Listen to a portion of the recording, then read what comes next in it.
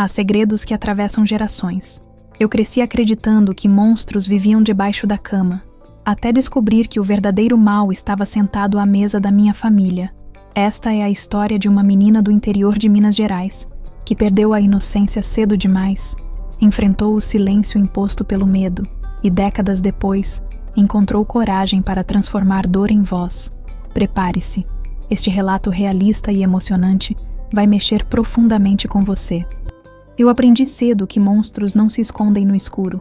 Eles acendem a luz da cozinha, passam o café mais forte da casa e beijam a testa da gente como se carinho fosse uma reza. Meu nome agora é Beth, Elizabeth Nogueira de Almeida. Tenho 78 anos e durante mais de meio século carreguei um segredo tão pesado quanto as pedras do leito do Rio das Velhas. Nasci e cresci num povoado espremido entre morros de capim-gordura e trilhos de trem que gemiam à noite, a 2 léguas de Conceição do Mato Dentro, em Minas Gerais. O vento da serra chegava fino, cortando a pele mesmo no fim de tarde, e as famílias guardavam seus assuntos como quem tranca um cofre antigo, com chave, vela e silêncio. Quem me via, via só a Beth da feira, a das cocadas queimadinhas e do doce de leite brilhando na colher. Quem me ouvia na missa das 6, jurava que minha voz era daquelas que não conhecem pecado.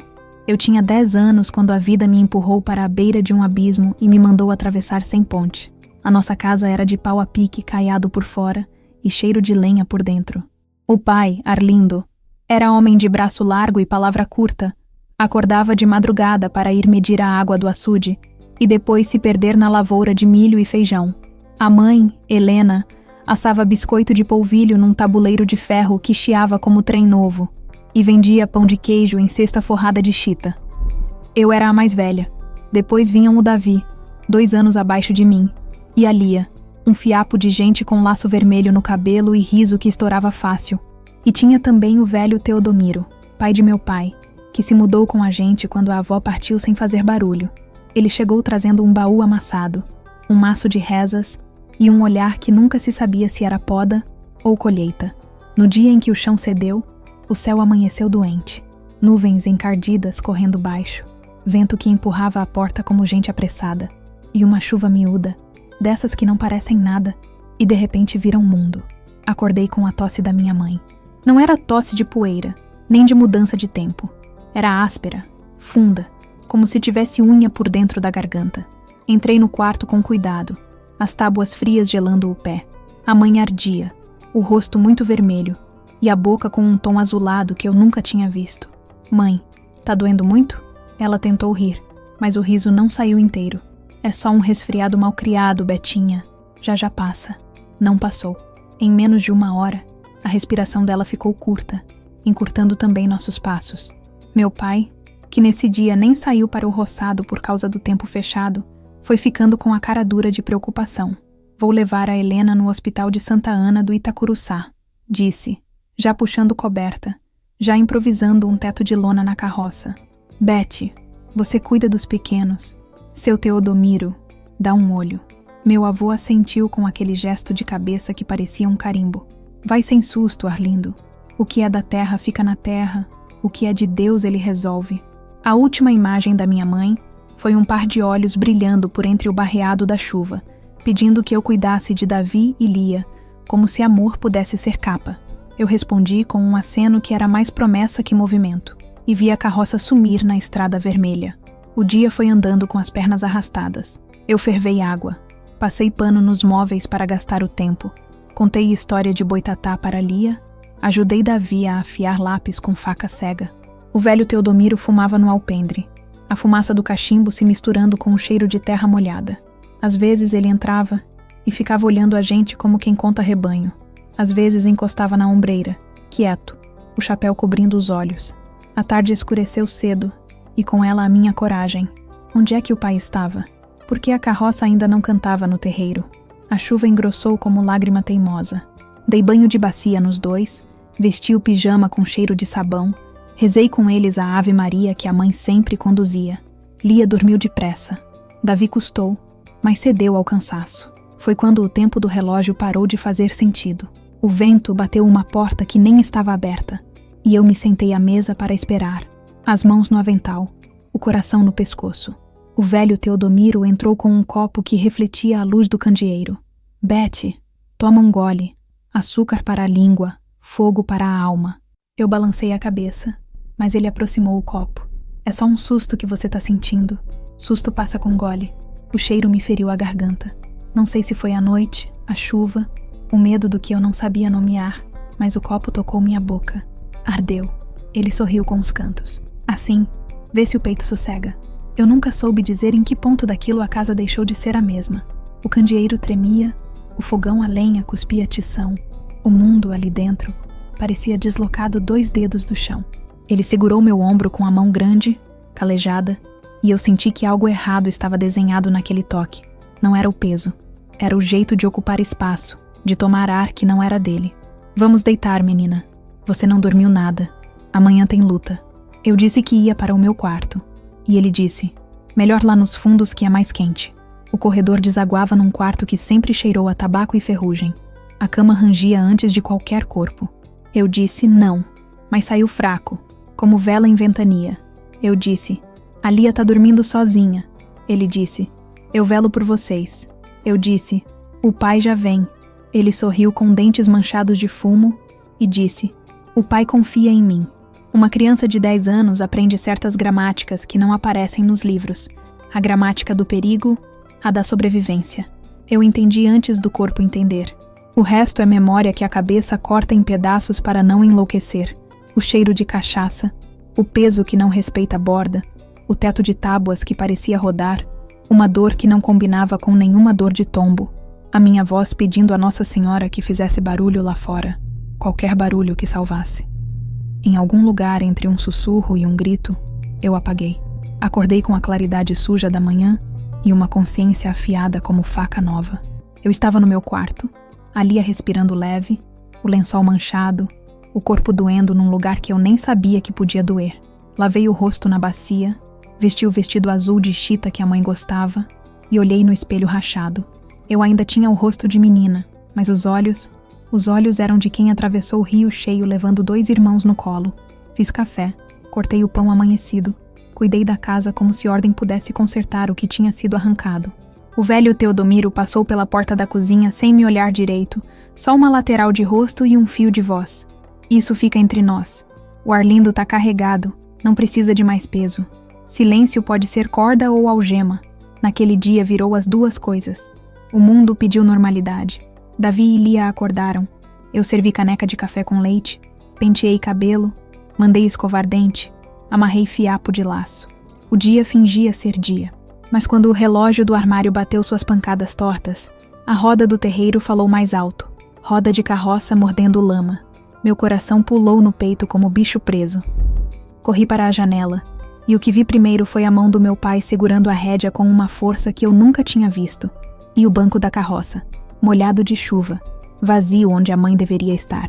Nesse instante, o velho Teodomiro pousou a mão no batente, atrás de mim, e disse baixo, com um sopro que queimou minha nuca.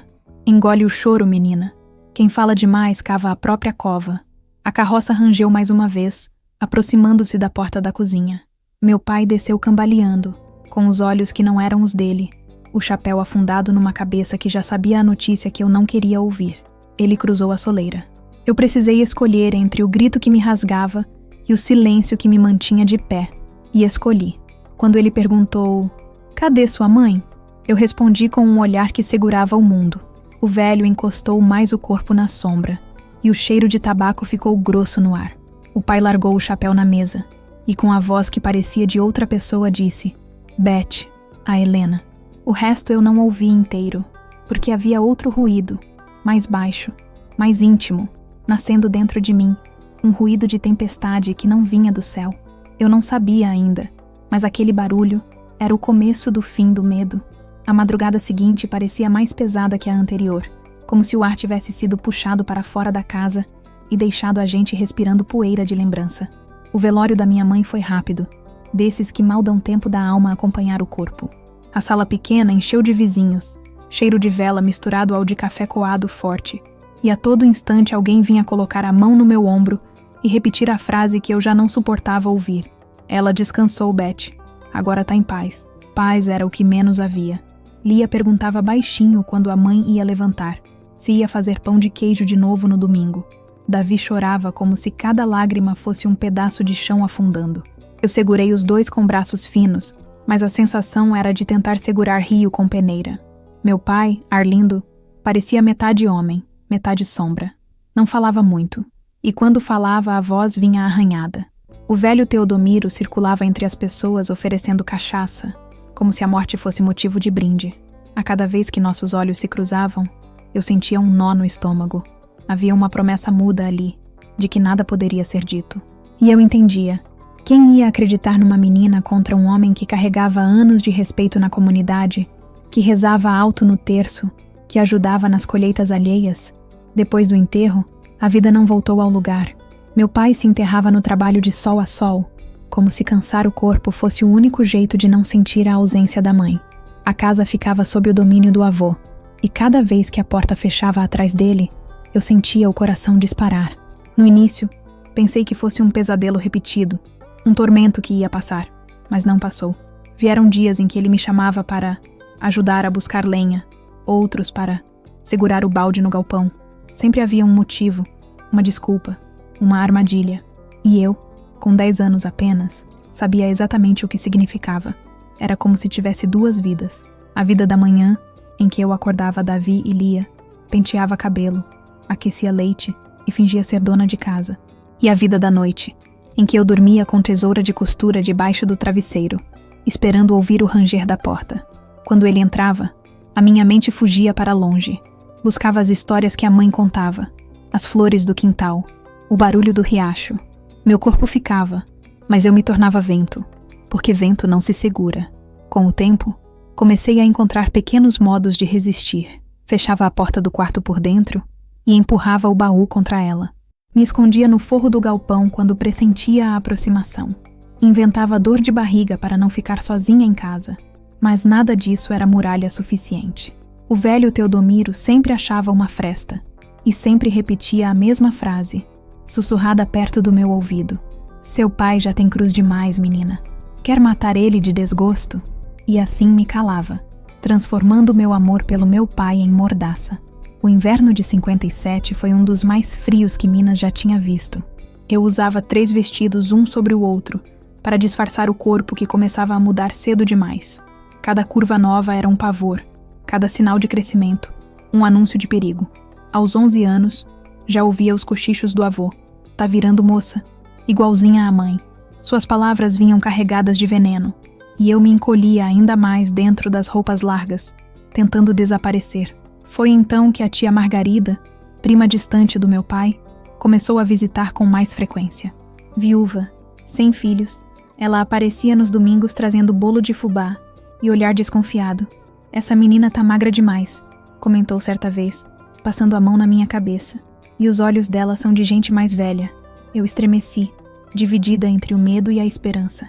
Talvez ela tivesse visto algo, talvez pudesse me salvar. Mas o avô também percebeu o risco. Na presença dela, passava a me tratar com distância estudada, como se fosse só um ancião bondoso. E quando ela ia embora, seus olhos voltavam a ser lâmina. A casa parecia cada vez mais pequena para tanto segredo. Meu pai, afogado no trabalho e no luto, não percebia as marcas no meu braço, o modo como eu me encolhia, ou talvez percebesse e não soubesse nomear. Uma noite, ao se aproximar para me abraçar, sua mão encostou sem querer num hematoma roxo. "O que foi isso, Betty?" perguntou. Eu menti. Bati na mesa. Ele me olhou fundo, desconfiado, mas não insistiu.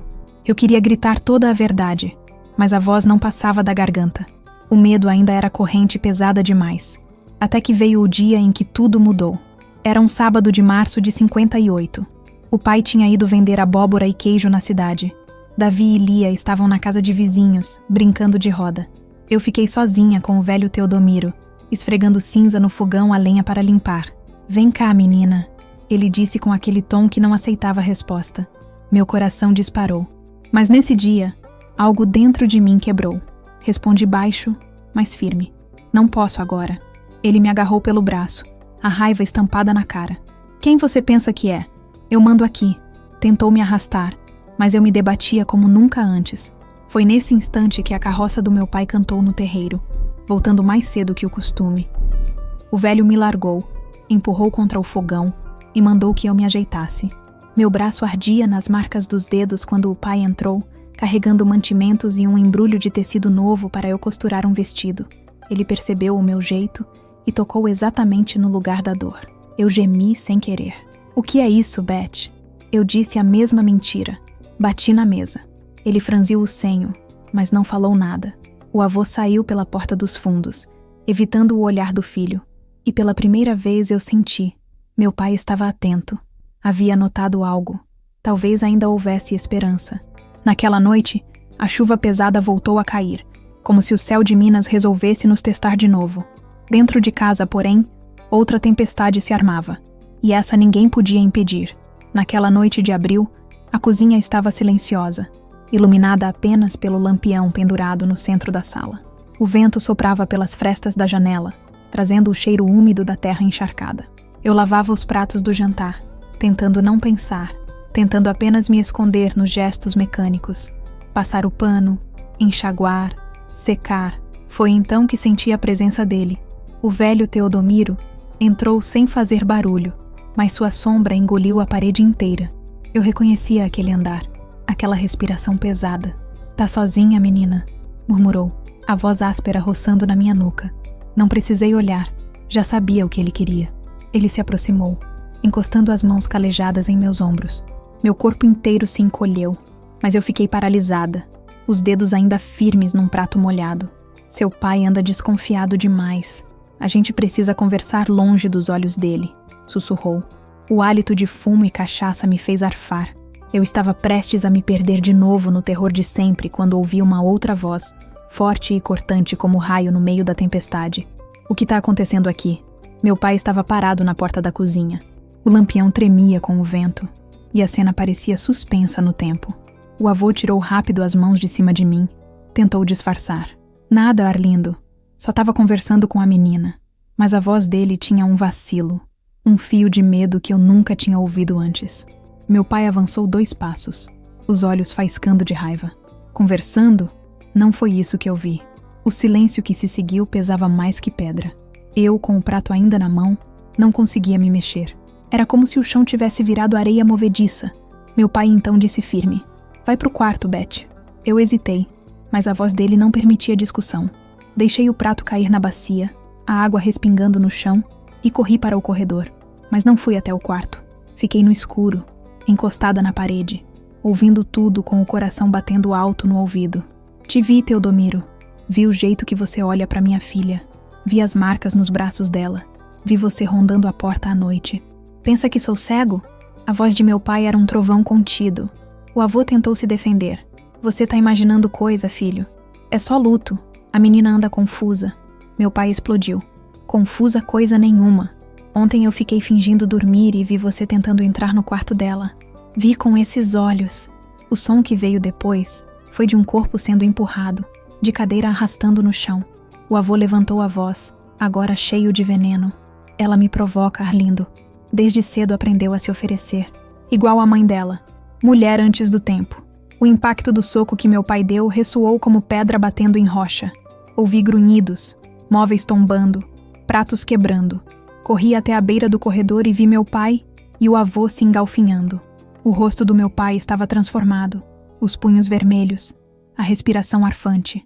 O velho caiu contra o fogão a lenha, e o barulho foi seco. Final. A mancha vermelha começou a se espalhar no chão de terra batida. Meu pai parou, ofegante, o corpo inteiro tremendo. Eu sussurrei: "Pai." Ele se virou, os olhos arregalados, e por um instante não me reconheceu. Depois me puxou pelos ombros, a voz firme, quase fria: "Você não viu nada, Beth. Vai acordar seus irmãos e diz que estavam dormindo. Promete pra mim que nunca vai falar do que aconteceu aqui." Eu engoli o choro e prometi. A mão dele ainda tremia quando apertou a minha. Na madrugada, a casa virou um redemoinho de vozes. O delegado veio, examinou o corpo caído e balançou a cabeça. Tropeçou bêbado, bateu a cabeça. Foi acidente. Os vizinhos cochichavam, mas ninguém quis ir contra a palavra do delegado. O velório foi vazio, rápido. Poucos apareceram. Ninguém chorou de verdade. Meu pai se manteve calado, duro como pedra. Eu observava tudo com uma estranha sensação de leveza. O monstro tinha ido embora, mas no lugar dele ficava o peso de um segredo que não poderia ser contado. Naquela noite, depois que todos dormiram, meu pai me chamou na cozinha. O chão já tinha sido lavado. Não restava sinal do sangue. Ele olhou nos meus olhos e disse: Beth, eu não quero saber agora. Nem vou perguntar. Um dia, quando você for mais velha, se quiser falar, eu vou ouvir. Mas até lá, guarda pra você. O que fiz foi proteger. Nada mais. Ele segurou minha mão. E pela primeira vez desde a morte da mãe, eu senti que não estava sozinha. Era como se tivéssemos firmado um pacto invisível, um juramento de sobrevivência. E naquela noite, pela primeira vez em muito tempo, eu dormi sem medo, mas sabia. Segredos enterrados não deixam de respirar, e mais cedo ou mais tarde, voltam para cobrar. Os meses seguintes pareceram uma travessia em silêncio. Depois da morte do avô, a casa retomou um ritmo de normalidade forçada, como se todos nós tivéssemos combinado de esquecer. Davi e Lia cresceram acreditando que o velho Teodomiro tinha tropeçado no fogão e partido como qualquer homem velho e bêbado.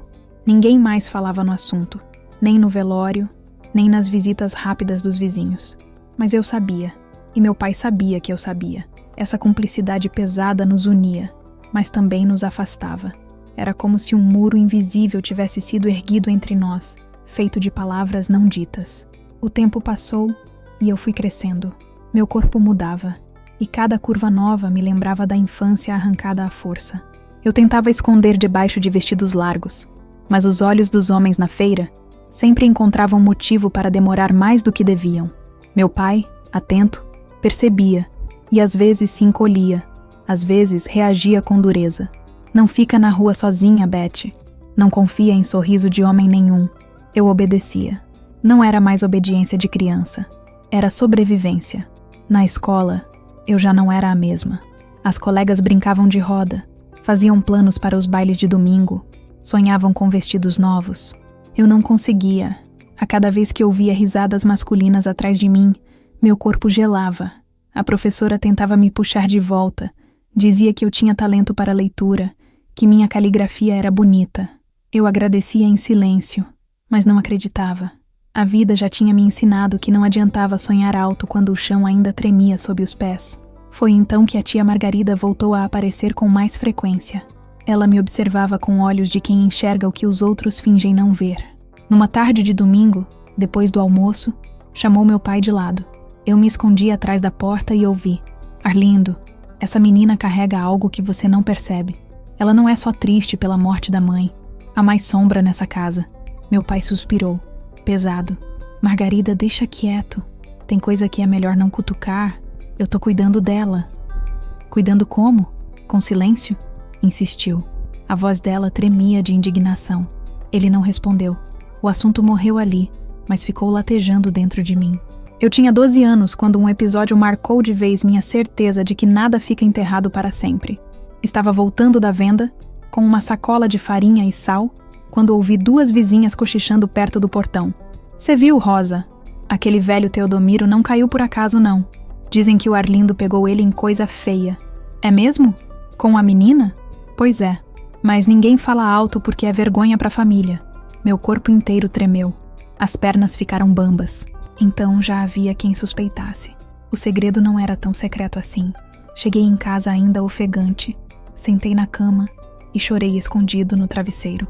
Não chorei de medo, mas de raiva. Raiva do silêncio, da mentira, do peso que continuava sobre mim. Meu pai percebeu meus olhos vermelhos e me abraçou sem dizer nada. Foi nesse abraço que entendi. Ele também carregava uma prisão.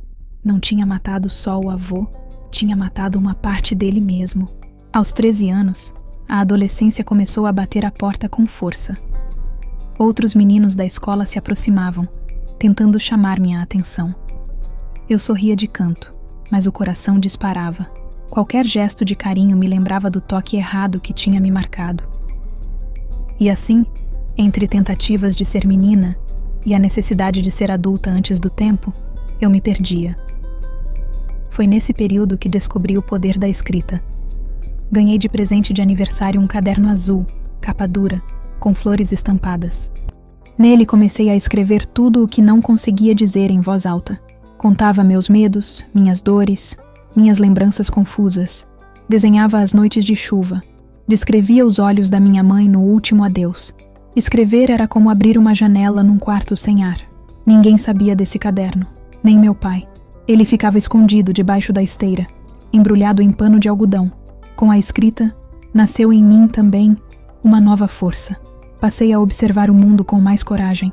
Notei como muitas mulheres da nossa comunidade também carregavam segredos. Uma vizinha que apanhava do marido, outra que tinha perdido o filho e ninguém consolava, outra ainda que sustentava a casa sozinha enquanto o homem bebia no bar. Entendi que minha dor não era única, e essa percepção foi o primeiro passo para me sentir menos sozinha. Mas quanto mais eu crescia, mais a sombra do passado insistia em se alongar sobre mim. Uma noite, ao abrir o caderno para escrever, percebi algo estranho. Alguém tinha mexido nele. As páginas estavam fora de ordem, e uma folha estava dobrada. Meu coração gelou. Corri até a sala e vi meu pai sentado, olhando fixo para o chão. "Você leu?"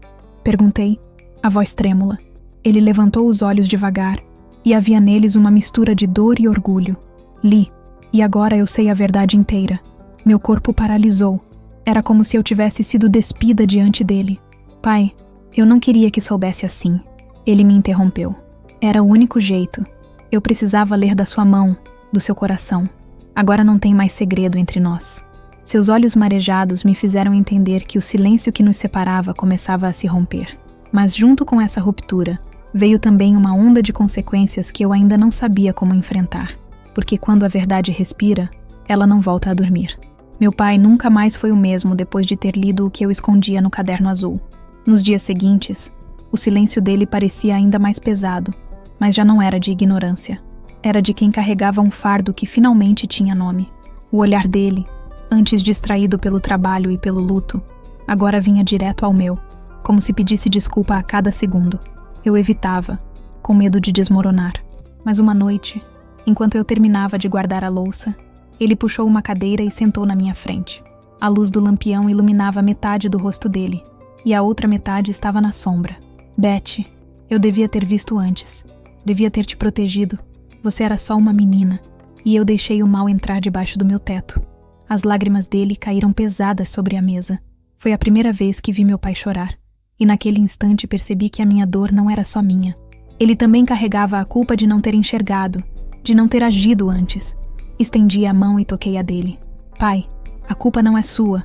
Foi ele, só ele." Ele balançou a cabeça inconformado. "Mas fui eu que deixei. Eu que confiei." Depois dessa noite, meu pai se transformou em guardião. Não permitia mais que eu saísse sozinha. Não deixava ninguém se aproximar de mim sem a presença dele. Às vezes, o excesso sufocava, mas eu entendia. Era o jeito dele de compensar o que tinha falhado. E de algum modo, aquele cuidado exagerado me dava também um tipo de segurança que eu não conhecia. Pela primeira vez em anos, dormi sem tesoura debaixo do travesseiro. Entretanto, o peso do segredo não desapareceu.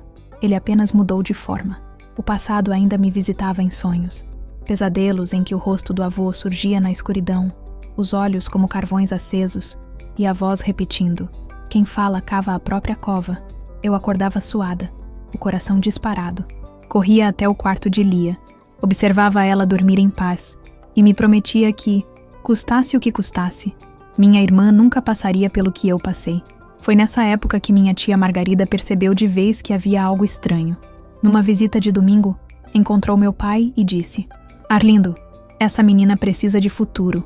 Vocês não podem continuar fechados aqui, como se nada tivesse acontecido." Ele tentou desconversar, mas ela não deixou. "Eu vou levar Beth para morar comigo em Belo Horizonte por uns tempos. Lá ela pode estudar, respirar outro ar.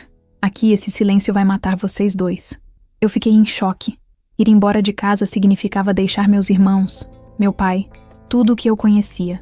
Mas também significava, talvez, pela primeira vez, me libertar da sombra. Naquela noite, meu pai veio falar comigo. Sentou-se na beira da minha cama e disse: "Filha, a Margarida tem razão. Aqui só tem lembrança ruim. Você merece conhecer outro mundo." Eu chorei. "E os meninos? Quem vai cuidar deles?" Ele suspirou. "Eles têm a mim, mas você precisa ter a si mesma." Foi uma das conversas mais difíceis da minha vida, mas eu sabia que ele tinha razão. A decisão foi tomada. Aos 14 anos, eu deixei a pequena casa de pau a pique e segui com a tia Margarida para Belo Horizonte. A viagem de carroça até a cidade mais próxima e depois de ônibus parecia uma travessia entre dois mundos. As montanhas de Minas iam ficando para trás e junto delas, uma infância marcada pelo silêncio e pelo medo. No colo, eu carregava meu caderno azul, agora já cheio de palavras, rabiscos, lágrimas secas. Era a única herança que eu aceitava levar daquele tempo. Belo Horizonte foi um choque para os meus olhos acostumados com a roça. Ruas cheias de movimento, bondes correndo, gente que andava apressada sem olhar para o lado. Na casa da tia Margarida, encontrei um quarto só meu, com cama de ferro, colcha florida e uma janela que dava para um quintal cheio de roseiras. Na primeira noite, deitada naquela cama, senti algo que nunca tinha sentido antes, a sensação de estar fora do alcance do passado. Na escola nova, tudo era diferente. Colegas que nunca tinham me visto, professores que me tratavam sem desconfiança. Eu podia ser apenas uma estudante, não a menina cercada de cochichos e olhares atravessados. Mas ao mesmo tempo, havia em mim uma cicatriz invisível que me separava dos outros. Enquanto as meninas falavam de namorados e festas, eu me retraía. Quando algum rapaz tentava se aproximar, meu corpo reagia com medo. O trauma era como uma sombra grudada na pele, que não saía nem à luz do sol. A tia Margarida, atenta, nunca me pressionou. Ela apenas dizia: "Escreve, Betty, escreve tudo. Palavras são asas." E eu escrevia. Preenchia cadernos inteiros, como se fosse possível esvaziar a dor com tinta. Aos poucos, fui descobrindo que cada palavra escrita era uma forma de não deixar que o passado me definisse por completo. Mas no fundo, eu sabia, não importa a distância. Alguns segredos sempre encontram um jeito de atravessar montanhas, e o meu ainda tinha muito a dizer. O tempo em Belo Horizonte me ensinou outra maneira de existir, mas também me mostrou que fugir não apaga as marcas, apenas as cobre com pano fino. Na escola, eu aprendi rápido as matérias, mas era nas redações que minha alma se derramava. A professora de português, Dona Celina, me chamava sempre ao final da aula. "Beth, você tem um dom raro. Suas palavras carregam mais do que histórias. Carregam feridas e curas ao mesmo tempo." Eu sorria tímida, sem coragem de dizer que aquelas feridas eram minhas. Ela insistia para que eu participasse de concursos literários, mas eu sempre me esquivava. Como colocar em público o que eu mal conseguia admitir para mim mesma? A tia Margarida era meu porto seguro. Trabalhava como costureira e me ensinava paciência com linhas e agulhas. Cada ponto é uma escolha, Beth. Errar faz parte, mas a gente pode sempre desmanchar e recomeçar. Eu olhava para ela e pensava que talvez a vida fosse mesmo assim, um bordado cheio de erros escondidos no avesso. Mas algumas marcas não se desmancham. Às vezes, à noite, acordava com o coração disparado, revivendo o cheiro de fumo do avô, o peso das mãos que me roubavam o ar. Nessas horas, abraçava o caderno azul como quem segura uma tábua no meio do naufrágio.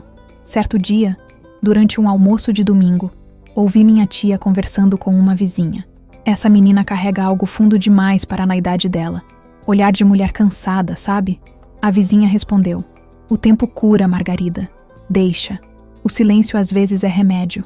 Mas eu sabia que silêncio nunca tinha me curado de nada. Pelo contrário, era veneno. Foi nessa fase que um colega de escola chamado Gustavo começou a se aproximar. Ele tinha jeito calmo, olhos claros e um sorriso sem pressa. Gostava de literatura também e sempre puxava conversa sobre livros. No início, eu evitava, desconfiada de qualquer aproximação masculina. Mas aos poucos, percebi que ele respeitava meus limites. Nunca forçava, nunca invadia. Apenas ficava ao lado, ouvindo. Foi a primeira vez que senti que talvez pudesse existir um tipo de presença masculina que não fosse ameaça. Um dia, no intervalo, ele me perguntou: "Beth, por que você sempre escreve sozinha num canto?" Eu baixei os olhos, porque as palavras são a única coisa que não me machucam. Ele ficou em silêncio, mas no olhar havia compreensão. Não perguntou mais nada. E isso me conquistou mais do que qualquer palavra. No entanto, quanto mais eu começava a confiar, mais o passado insistia em me puxar de volta. Recebi uma carta de meu pai, escrita com a caligrafia dura dele. "Filha, Davi e Lia estão crescendo. Sentem sua falta. A casa ficou vazia sem você. Estou tentando ser forte, mas às vezes sinto que falhei em tudo. Volte quando puder, mas saiba que aqui você sempre terá seu lugar. Li aquelas linhas com lágrimas nos olhos. A saudade deles era como faca. Eu queria voltar, mas também sabia que as montanhas de Minas guardavam memórias que ainda me assombravam. Mostrei a carta à tia Margarida. Ela me abraçou e disse: "Você vai voltar quando estiver pronta, não antes. Agora é hora de se fortalecer aqui. Um dia, você vai precisar encarar seu passado, mas não sozinha, e não antes da hora." Essas palavras ficaram gravadas em mim. Eu sabia que o confronto viria, cedo ou tarde. Aos 17 anos, a vida começou a mudar de ritmo. Consegui uma vaga num curso técnico de magistério, incentivada pela professora Celina. "Você nasceu para ensinar, Beth. Quem carrega dor também sabe cuidar das dores dos outros." No início duvidei, mas ao entrar na sala de aula, ao ver os olhos curiosos das crianças, algo em mim floresceu. Descobri que podia transformar minha experiência em cuidado, que podia dar às crianças o que eu mesma não tive: proteção e esperança. Foi também nessa época que Gustavo me convidou para caminhar pela Praça da Liberdade num fim de tarde. O céu estava pintado de laranja e as árvores lançavam sombras longas. Eu estava nervosa, mas aceitei. Caminhamos devagar, falando de livros, de música, de sonhos. Em determinado momento, ele segurou minha mão com delicadeza, como quem pede permissão. Meu primeiro impulso foi puxar, mas não puxei. Deixei estar. E naquele gesto simples, percebi que talvez fosse possível reaprender o que é confiança. Mas mesmo com esses passos, eu sabia que minha história não estava completa. As lembranças não desapareceram, apenas se reorganizaram. E quando a saudade de casa apertava, eu sentia que um dia teria de voltar e encarar não apenas meu pai e meus irmãos, mas também o fantasma do avô, que ainda rondava as paredes da velha casa de pau a pique. Porque fugir pode dar fôlego, mas só o enfrentamento traz paz. Quando completei 18 anos, a vida parecia, enfim, querer me devolver um pouco de normalidade. Eu estava terminando o curso de magistério, e a perspectiva de ser professora me enchia de uma esperança tímida, como quem vê a primeira estrela numa noite ainda turva. Mas foi também nessa idade que recebi a segunda carta de meu pai, muito mais pesada que a primeira.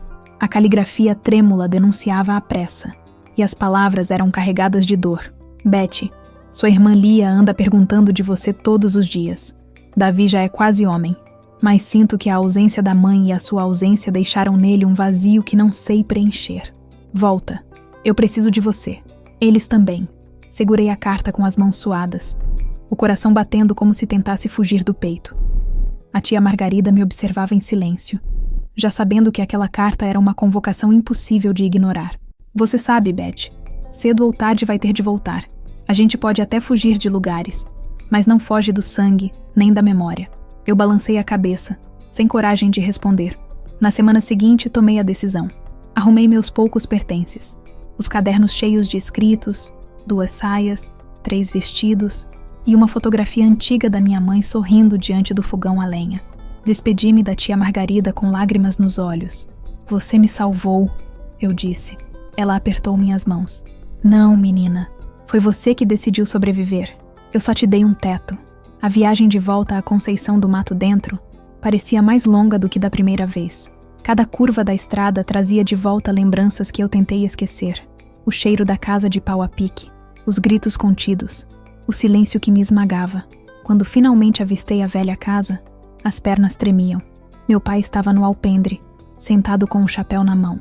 O tempo tinha passado nele como enxurrada em estrada de terra, rugas fundas, olhar cansado. Mas quando me viu, abriu os braços e eu corri até ele, sentindo o peito dele estremecer. Davi surgiu logo depois, já moço, quase da minha altura. Me abraçou com uma força que parecia querer recuperar todos os anos perdidos. Lia, com 12 anos, estava mais crescida, mas ainda com aquele laço vermelho no cabelo. Quando me viu, correu e chorou tanto que eu precisei me ajoelhar para segurar seu rosto. "Você voltou, Beth. Eu sabia que ia voltar. Nos primeiros dias, tentei acreditar que a vida podia ser simples. Ajudava meu pai na roça, ensinava Lia a ler com mais firmeza, ouvia Davi contar seus planos de trabalhar na cidade grande. Mas à noite, Quando o silêncio se espalhava, a lembrança do avô surgia como sombra nas paredes. Era impossível estar naquela casa sem sentir o peso do que tinha acontecido. Foi numa dessas noites que meu pai me chamou para conversar. Estávamos sentados perto do fogão a lenha, o fogo estalando, o cheiro de lenha queimando preenchendo o ar. Ele respirou fundo e disse: Betty, eu preciso falar. Passei todos esses anos me culpando. Eu matei meu pai, sim, mas não me arrependo. O que me consome é não ter te protegido antes. Você carregou um fardo que não era seu. Eu devia ter visto. Olhei para ele, e as lágrimas já desciam sem que eu pudesse impedir. Pai, o que passou não tem como mudar. O que a gente pode fazer é não deixar que se repita. Eu não quero mais viver presa ao que aconteceu. Ele segurou minhas mãos e respondeu: Então me promete que vai viver, que não vai deixar a sombra dele roubar o resto da sua vida. Eu prometi, mas por dentro sabia que cumprir seria muito mais difícil do que falar. Algumas semanas depois, a vizinhança voltou a cochichar. Eu ouvia conversas abafadas no mercado, gente perguntando se era verdade que Arlindo tinha matado o pai em briga. As histórias corriam como fogo em palha seca. Uns diziam que foi acidente, outros que foi justiça. A cada comentário, meu peito se apertava. O segredo, por mais enterrado que estivesse, continuava vivo nos olhos das pessoas. Certa tarde, encontrei Gustavo, aquele colega de Belo Horizonte, agora trabalhando como caixeiro viajante. Ele estava na praça da cidade e me reconheceu na hora. Betty? Não acredito. Conversamos como velhos conhecidos, e ele me perguntou se eu continuava escrevendo. Contei que sim, que os cadernos eram ainda meu refúgio. Ele sorriu. Então um dia você vai ter de mostrar ao mundo. Essas histórias não são só suas, podem curar muita gente. Naquela noite, fiquei pensando nas palavras dele.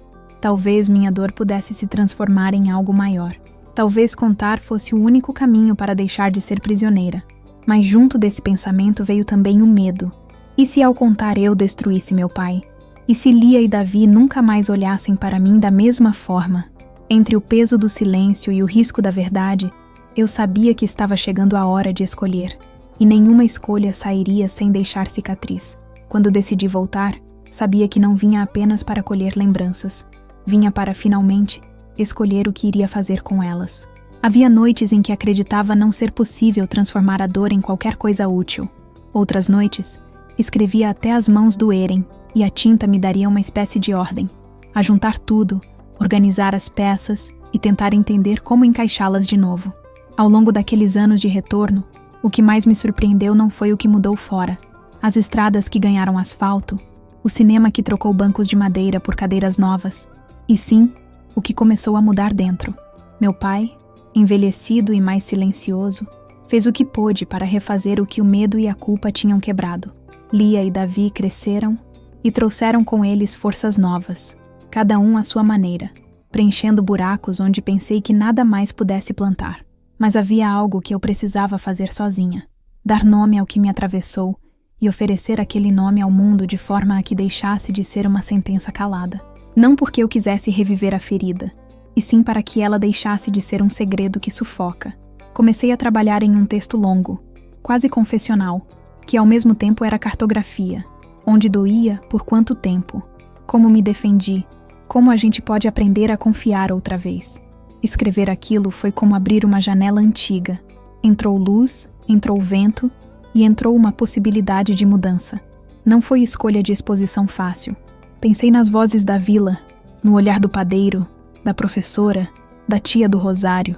Pensei em meu pai e no pacto que ele e eu fizemos naquela cozinha, naquela noite em que o silêncio se tornou defesa. Pensei em Lia, na necessidade dela de não ver o passado como condenação. E ainda assim decidi, com o apoio de pessoas de confiança, tia Margarida, a irmã Cecília, Gustavo, organizei uma leitura pública numa pequena sala da comunidade, uma conversa curta seguida de partilha. Não era espetáculo, era gesto de denúncia e de convite para que ninguém mais precisasse calar. Naquela tarde, a sala encheu de gente que eu reconhecia desde criança, e de pessoas novas, que vinham porque ouviram que algo, uma história de dor e de resistência, seria dita em voz alta. Comecei lendo trechos do que havia escrito.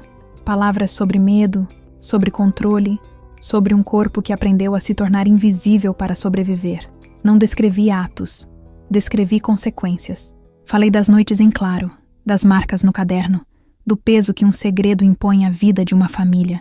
Falei do custo da cumplicidade e da urgência de proteger as crianças através da coragem da comunidade. Ao final, a sala ficou em silêncio longo, daqueles que não são vazios, mas cheios de entendimento. As reações foram diversas. Houve quem se envergonhasse por não ter visto. Houve quem me abraçou sem medir palavras. Houve quem desviou o olhar e não voltou mais. Mas o que importou foi que, pela primeira vez, um assunto que morava só em mim passou a ser assunto de muitas mãos. E mãos reunidas podem costurar o que antes parecia rasgado para sempre. A partir dali, a irmã Cecília organizou encontros na capela sobre proteção às crianças. A escola passou a ter um canal de denúncia seguro. A prefeitura recebeu um ofício, assinado por mães, tias e professores, pedindo mais atenção às famílias em vulnerabilidade. No campo pessoal, foi um caminho longo e irregular. Terapias, revisitações de memórias, conversas com psicólogos e com pessoas que entenderam sem minimizar. Aprendi a nomear gatilhos, a pedir espaço, a aceitar que recuperação não é linha reta. A maternidade me deu uma nova prática de proteção. Quando segurava nos braços Carlos, ou olhava Maria brincar no quintal, sentia um instinto tão antigo quanto o elemento, e prometi a mim mesma que aquela promessa faria sentido todos os dias de minha vida. Com o tempo, esse trabalho atravessou gerações. Maria formou-se em direito e escolheu defender quem, como eu, precisou de voz para ser acreditado. Carlos virou pediatra, e em cada consulta, eu via um cuidado que parecia cura estendida. A família que construí com Antônio não apagou o passado. Ele era a prova viva de que afeto verdadeiro existe e pode amparar, mas também era um lembrete diário de que confiar precisa ser construído com respeito. Hoje, sentada na varanda de madeira onde o vento de Minas canta à tardinha, vejo um ciclo que foi reconfigurado. O mesmo barro que um dia serviçou a minha infância já não me prende. Aprendi que há justiça que não se explica em tribunais, e a justiça que começa quando alguém decide contar. Não digo que a dor desapareceu. Não desaparece. Digo que ela se transformou em impulso para cuidar, ensinar e proteger. Se eu pudesse voltar àquela menina que colocou o copo na boca sem saber o que viria depois, diria: você vai sobreviver, não porque o mundo será outro, mas porque você vai aprender a construir uma fortaleza com palavras, com apoio, com ações. E diria também que não há vergonha em pedir ajuda, que não há fraqueza em chorar quando a noite aperta, que as cicatrizes, embora visíveis para nós, podem um dia ser mapa para outros encontrarem saída. Para quem escuta isso agora, talvez alguém que carrega silêncio parecido, deixe um recado que não é conselho pessoal meu, nem opinião. É uma ponte de experiência. Procure apoio confiável. Palavras ditas em segurança não queimam. Se há risco imediato para você ou para alguém que conhece, procure autoridades locais e serviços de proteção. Existem profissionais preparados para amparar sem julgamento.